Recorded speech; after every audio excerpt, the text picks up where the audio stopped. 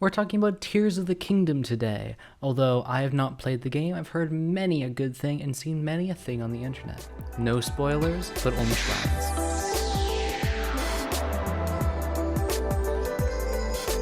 Welcome to the Switch Clicks Podcast, episode 138, recorded on May 30th, 2023. My name is Tyler, and today I'm alone again. No one else is here, but that's fine. I may not have actually played the game, but I have seen a lot of stuff on it online, and I think I'm focusing primarily on how there's just so much stuff people have already created. So two things first. One, I said this in the beginning, but there won't be any major spoilers. There will definitely be some shrine spoilers, but that should be it. And the second major thing is this is going to be like a very primarily video-focused episode.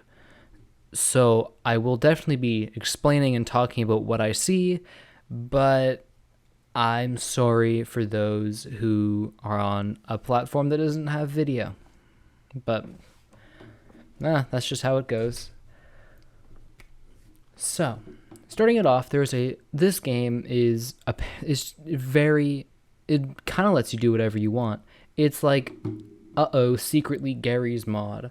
But getting into like the very basics, vehicles are like things that everyone was expecting to be created. Everyone knew they were going to make a cool little car, and there has been so many things, from all-terrain vehicles that can travel pretty much as far as their battery will go. They can go up like major hills and everything, to death tanks which obliterate things that you see, aerial strikes, or even the occasional it's like a big claw that grasps a bunch of goblins and then pulls them into the water, drowning them, which feels like horrific compared to just like a big tank with fire shooting out of everywhere.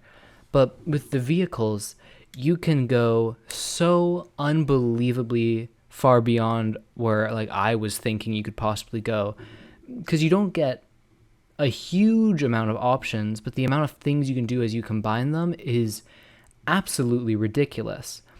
Flying devices can be as far as like balloons to planes to gliding devices that also drop bombs, but you can also just do that on your own. Like, I saw a video of a guy with a rocket-powered shield launch up into the air and then just on his way up drop as many bombs as possible, creating what was effectively an airstrike. And that's ridiculous. Speaking of ridiculous, since the game has come out, there has been one shrine in particular which has perplexed many a soul. This shrine is famously the one with all the rails. I don't have a name of it, but there is a single shrine that has a set of 3 rails that go to the end of the shrine, and it is notoriously incredibly difficult, to the point where there's been so many different ways that people have gotten past it, from actually trying to solve the shrine to abusing shields. I saw a person who completely just practically skipped it all, rail grinded where he needed to, and then just rocketed up and glided across.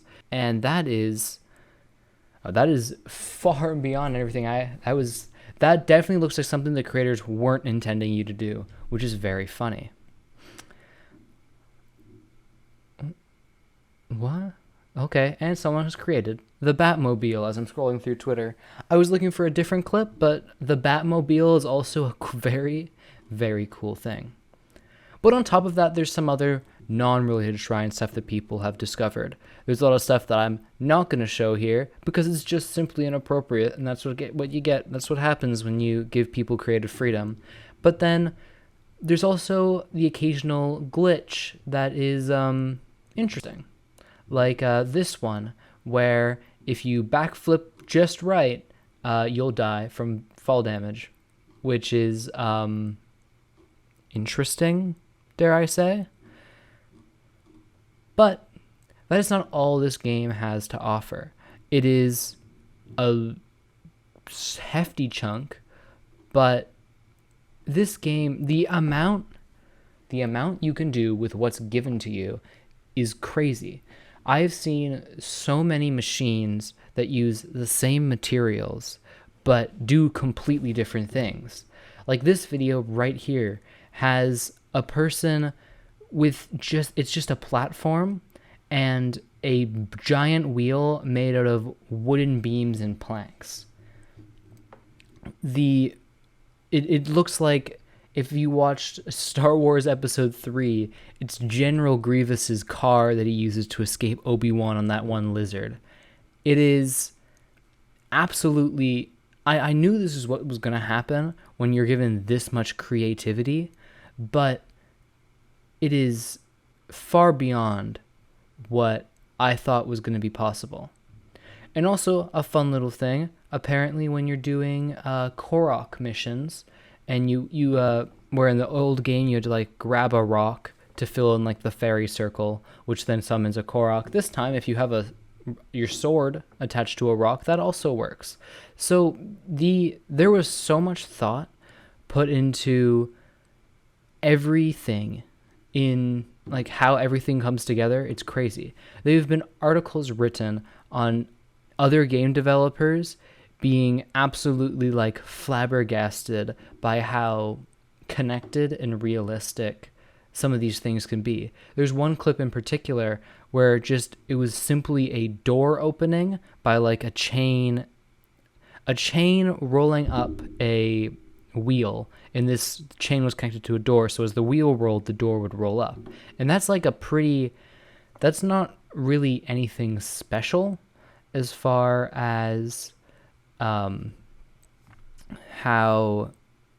you like what you would think when you're like making a game, but the amount of people that were like absolutely stunned by the fact that this was even remotely possible is, I have to imagine it was it must be an incredible feat. And the fact that you can do this, like this wasn't hard programmed in the game, it was something someone created, is so cool. It truly is a game where anything you put your mind on is possible to an extent. I imagine there's a limit, but so far I have yet to see a good limit. Like right here, this is literally a machine that's just a sprinkler. I don't know if that has any in-game purpose, but someone just wanted to build a sprinkler. And I think that is just crazy that the game simply lets you do that. Back to this previous shrine with the rails, I see another thing, that another different way to solve it. And this time you have 3 fans on top of each other creating a drone, lifting Link really high up in the air, allowing him to glide to the finish, which is pretty much the same way the rocket guy did it, but without needing any rockets. So again, absolutely that is 4 different solutions I have seen to this problem, all of which were almost entirely different. The amount of time put into the game, like it's really starting to show. There's a lot of people talking about how it's just kind of the same game as before, like there's a lot of the maps the same and everything, but that is just the art of sequels, where it's using similar assets but just completely expanding upon anything you thought was possible. And that's just like it's such an accomplishment. And I probably will purchase the game at some point, but it is, again, not I'm going to be like really exaggerated about it. It's like the perfect video game for what it's trying to be. The first Breath of the Wild game was very sold on the idea of finding your own way to do like what the game intended, and this game just completely blows that out of proportion. And with that, we move on to our next section, where it's again people doing things, but this time it gets a little goofy, a little silly. Because you see, this game is not only the perfect sequel to Breath of the Wild, it's also Looney Tunes. You see, this entire game is filled with people trying their best to solve problems, but sometimes it doesn't work out.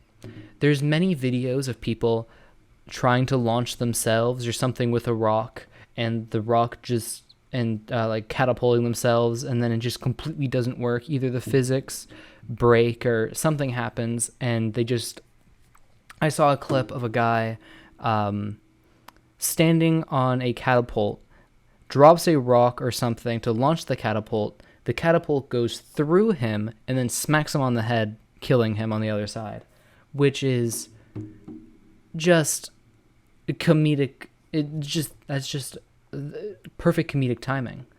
Alternatively, there was a machine where someone was building a car, 4 wheels, engine on the back. You just had to smack the engine and it goes, and upon smacking the engine, he also smacks the base of the car, destroying it, causing all the fans/wheels to just hit the ground at the same time and slowly fall over. Again, perfect comedic timing. And just to round the silliness off, there is a guy who I saw, a poor guy, with his boomerang. His boomerang with a bomb attached to it. And, as you do, you want to throw the boomerang with the bomb attached to it and hit someone so they explode. They won't see it coming. They won't see the big explosion. They'll just think it's a boomerang. But that's kind of not how a boomerang works. So you go to throw the boomerang, and it comes back around and explodes him. Again, this might be up there as perfect video games in just the sense of how open it is. It's practically Gary's Mod. And yeah, wow. I completely forgot about a new section. So we're starting a new section of the podcast. This time, how are people abusing the Koroks? Unfortunately, this game is also filled with many of Korok. These are famous from the last game for being very annoying to get, but this time we can get our revenge. I say we, I don't have the game, but people can get their revenge. Because there's little missions. There's little missions to grab a Korok and bring him to his friend.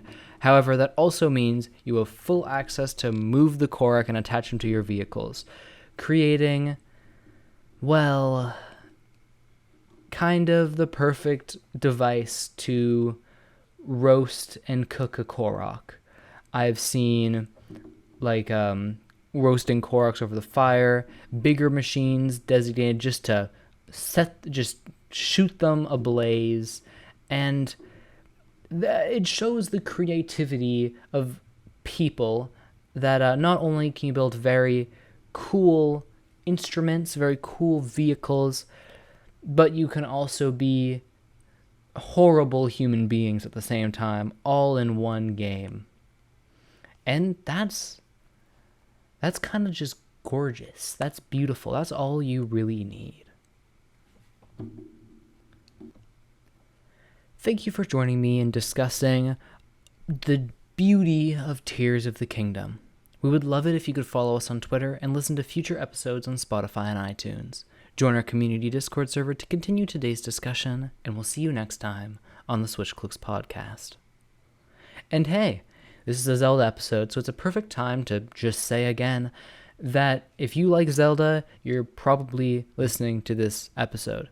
Have you heard of the Zelda Creator Con? It's a digital Zelda convention happening June 9th to the 11th. See linktober.com for more details.